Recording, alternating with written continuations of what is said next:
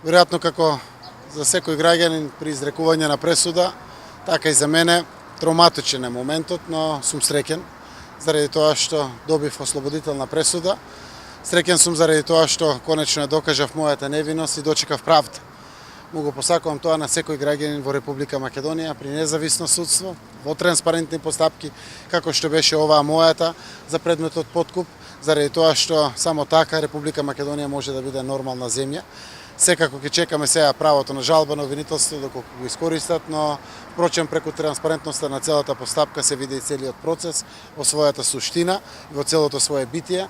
Јас искрено ја очекував пресудата да биде ослободителна заради тоа што во доказната постапка ги докажавме сите работи, се случи преквалификацијата на предметот и беше логично очекување, но сепак е судска одлука. Ја почувствував таа травма како и секој и сум среќен што дочекав правда. Повелете. Господинот Никола Груевски ја најави оваа одлука уште пред неколку дена, кажа дека е диригирана. Дали вие мислите дека е така и дали е така? Мислењето треба да го дадете и вие новинарите, и граѓаните, и експертите кои што има буквално прилика онлайн да го следат целиот процес, буквално со сите своји детали, од презентирање на доказите до сослушување на сведоците, завршните зборови кои што беа дадени буквално сите рочишта и на крајот јавноста ќе цени.